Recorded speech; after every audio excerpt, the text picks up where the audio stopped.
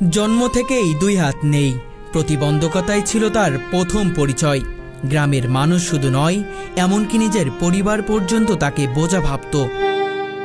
তাচ্ছিল্য, অবহেলা আর অবজ্ঞার সেই কঠিন দিনগুলো পেরিয়ে আজ তিনি এক অদম্য লড়াকু নারীর নাম বানু আক্তার। তিনি প্রমাণ করেছেন প্রতিবন্ধকতা শরীরে নয়, মানসিকতায়। আর মন যদি জেগে থাকে তাহলে অসম্ভব বললেও কিছু থাকে না। শুধু দুই হাত নেই বললে তার কষ্ট বোঝা যাবে না। তিনি একসময় ছিলেন পরের উপর নির্ভরশীল, কিন্তু সময় গড়ানোর সাথে সাথে নিজেকে তৈরি করেছেন নিজের মতো করে। দুই হাত না থাকলেও পা দিয়ে সেলাই কাজ শিখেছেন, পুঁথির মালা গাঁথা শিখেছেন, এমনকি রান্নাবান্না থেকে শুরু করে ঘর ঝাড় দেওয়া সবই নিজের পায়ে করে অভ্যস্ত হয়ে উঠেছেন। আমার বাম্মা দেখে আমি প্রথম সন্তান, প্রতিবন্ধী, অনেক কান্দাকাটি করছে, অনেক হয়তো আমাকে দুধ খাওয়ায় নাই, ই করে নাই। আমার মায়ে ভয় পাইতো কোলে নিতে, আমার বাপে ভয় পাইতো। এলাকাবাসী অনেক ভিড় করতো আমাকে দেখার জন্য। ছোটখাটো একটি মুদি ও চায়ের দোকান চালিয়ে নিজের সংসার চালান বানু আক্তার। দোকানে পণ্য বিক্রি থেকে শুরু করে টাকা গোনা পর্যন্ত সবই করেন নিজে। দোকান আমি নিজে চালাই।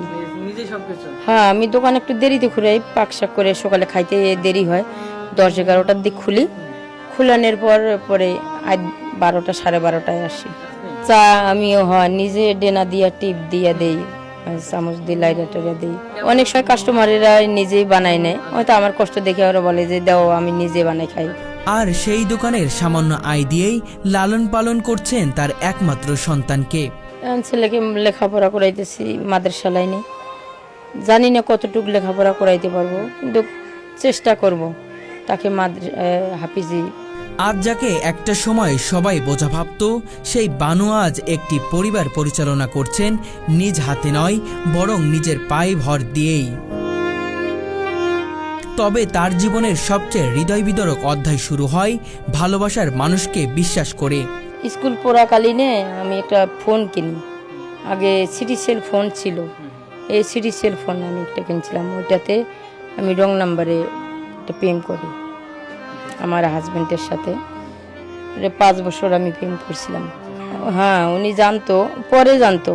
আগে কথা বলছি, পরে আমি বলছি যে আমি প্রতিবন্ধী। পরে জানার পরেও কথাবার্তা বলছি। ওর কলেজে আমি যাতায়াত করতাম, দেখা করতাম। খোরশেদ আলম নামের এক যুবকের সঙ্গে দীর্ঘ 5 বছরের প্রেম, তারপর বিয়ে।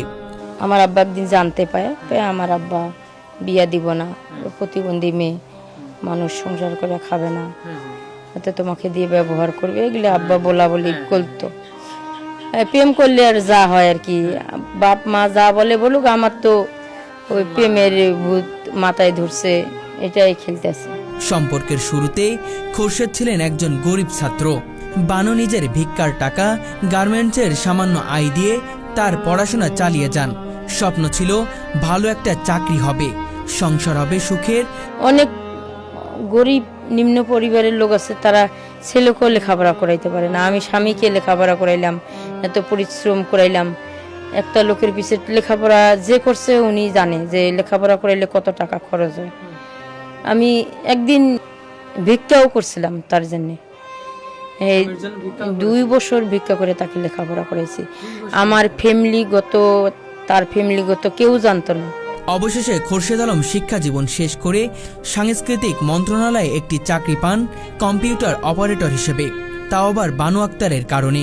তখন আমি ভাবলাম তা আসলে তো আমি যেহেতু প্রতিবন্ধী, তার একটা যদি চাকরি বাকরি হয় তাহলে সুন্দরভাবে সংসারটা চলবো, আমি বসে থাকবো, বাসায় পাক শাক করবো, এটা ভাবতাম। পরে আমিও চেষ্টা করে এলাম যে কিভাবে তাকে চাকরিটা নিয়ে দেওয়া যায়। আমার তো কোনো লোকজন নাই। পরে আমাদের প্রতিবন্ধী সংস্থা আছে, সেখানে আমি প্রতিবন্ধী ভাইদেরকে বললাম।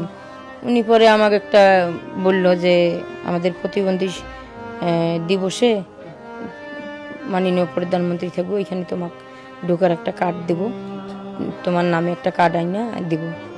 পরে উনি কার্ড দিল। পরে আমি বললাম দেখ, প্রধানমন্ত্রীর সাথে দেখা করে যাব, কিভাবে দেখা করতে যাই। পরে একটা পুঁতি দিয়ে বসে বসে বাসা একটা নৌকা বানাইলাম ওনার জন্য। বানায়া পরে নৌকা নিয়ে ওনার কাছে নৌকা দিয়া দেখা করলাম। নৌকা পেয়ে অনেক খুশি পেয়ে পরে বললো যে কী চাও তুমি। পরে আমি বললাম যে আমার হাজব্যান্ডের একটা চাকরি নিয়ে দেন। আমি লেখাপড়া করেছি তাকে, আমার ছোট একটা বাচ্চা আছে, আমাদের সংসারটা ভালোই চলবে। উনি চাকরিটা দিতে অনেক সংকোচ করে, পরে আমি অনুরোধ করার পরে উনি চাকরিটা দিয়ে দেন। কিন্তু নির্মম সত্য, মাত্র 6 মাসের মাথায় সেই মানুষটি নবজাতক সন্তান ও স্ত্রীকে ছেড়ে চিরতরে চলে যান। ওই চাকরি পেয়ে 6 মাস পরে আমার হাজবেন্ড আমার ছেড়ে চলে যান। আর একটা ও দিনাজপুরের একটা মেয়ে নিয়ে গেছে, ও ওখানে ঢাকায় থাকে, কোথায় থাকে জানি না। চাকরি আছে। ও দ্বিতীয় বিবাহ করছে, আমি মাইনা নিছি। মানে নেওয়ার পরও সে আমাকে নিয়ে খাইল না। এখন আমাকে ডিভোর্স দিছে। ডিভোর্সটা পুরোপুরি সম্পূর্ণ হয়নি, উনি কাগজ পাঠাইছে, আমি এটা গ্রহণ করি নেই। আমি টাকা পাবো তার কাছে, যৌতুক আমাদের 4 লাখ।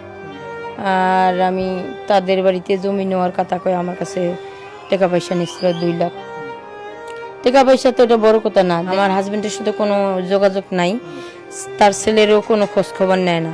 এরপর শুরু হয় এক অসম্ভব যুদ্ধ, মা ও সন্তানের বেঁচে থাকার লড়াই। জন্মের পর থেকে শিশু সন্তানকে কোলে নিতে পারেনি বানু। নেই তো হাত, তবুও সেই সন্তানকে আজ পর্যন্ত বুকে আগলে রাখছেন। আজ প্রায় 10 বছর ধরে সংগ্রাম করছেন ছেলেকে হাফেজ বানানোর স্বপ্নে।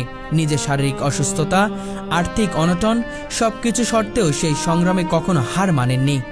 আমার ছেলের 2.5 বছর বয়স থাকতে তাকে চাকরি নিয়ে দিছি।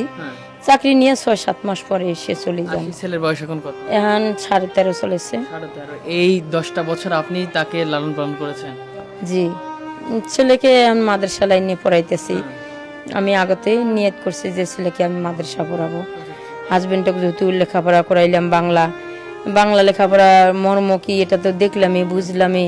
ছেলেকে আরবি পড়ে যদি একটু মায়ের দুঃখ কষ্ট বুঝে, এই জন্যই চিন্তা ভাবনা করে। অভাব অনটনের এই যুদ্ধে বানু একা ব্যাংক থেকে লোন নিয়ে চালান দোকান। হাঁটতে কষ্ট হয়, তবুও প্রতিদিন সকাল থেকে গভীর রাত পর্যন্ত কাজ করেন। তার মতো একজন মানুষ, যার 2টি হাত নেই কিন্তু আছে মাটি কামড়ে পড়ে থাকার এক অদম্য মনোবল। দেখতেছেন তো জীবনটাই আমার কষ্টের, আর এখন সংসার চালাইতেও অনেক আমার খুব কষ্ট হয়। একটা কৃষি ব্যাংক থেকে লোন নিয়েছি, 1,20,000 টাকা দিই লোন নিয়ে দোকানে এই মালটুক আমি উঠেছি। কিস্তি দিতে, বাসা বাড়ি খাওয়া খরচ, আর দোকানে মালপাতি উঠাইতে অনেক কষ্টই হয়। খোলার লেখাপড়া খরচ, ভরণ পোশাক, খুবই একটা কষ্টের দিক দিয়ে আছি। আজ বানু আক্তারের জীবন কাদায় আমাদের বিবেককে। একজন নারী যিনি ভালোবেসে নিজেকে উৎসর্গ করেছেন স্বামীর ভবিষ্যতের জন্য। সেই নারী আজ অসহায়, নিজের জীবন তিলে তিলে নিঃশেষ করে দেওয়া সেই নারীকে সমাজ কি দিয়েছে? কিছুই না, শুধু একাকিত্ব, অবহেলা আর বেঁচে থাকার এক নির্মম বাস্তবতা। আমার তো এখন শেষের দিকে অবস্থা, আমার বয়স অর্ধেক হয়ে গেছে। আমি তো কোথাও কোনো সুযোগ সুবিধা পাইলাম না। এখন আমি চাচ্ছি যে আমার ছেলের লেখাপড়াটা ভালো যদি হয়, কেউ যদি ভালোভাবে আমাকে এটা দিয়ে একটু সহযোগিতা করতো, হেল্প করতো, তাহলে আমি একটু পাইতাম, স্বস্তি পাইতাম। আমরা যখন হাত পা থাকার পরেও কষ্টের কথা বলি, তখন বানুর মতো মানুষ আমাদের চোখে আঙুল দিয়ে দেখিয়ে দেন জীবন মানে শুধু শ্বাস নেওয়া নয়, জীবন মানে প্রতিটি মুহূর্তে দাঁতে দাঁত চেপে লড়াই করে যাওয়ার নাম। আমি কোথাও আমার ভবিষ্যৎ পাল্টিল না, কোথাও আমি একটা ন্যায় বিচারও পাইলাম না, কিচ্ছু পাইলাম না। আমার ভাগ্যটা এত খারাপ, তা এটা আপনার বলে বোঝাতে পারবো না।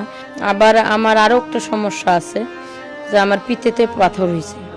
এটা আমার অপারেশনের জন্য অনেক টাকা লাগবে। ডাক্তার বলছে আমি প্রতিবন্ধী, আমার হয়তো একটা পাশ ছোট থাকতে পারে, আইসিইউ হাসপাতাল লাগবে।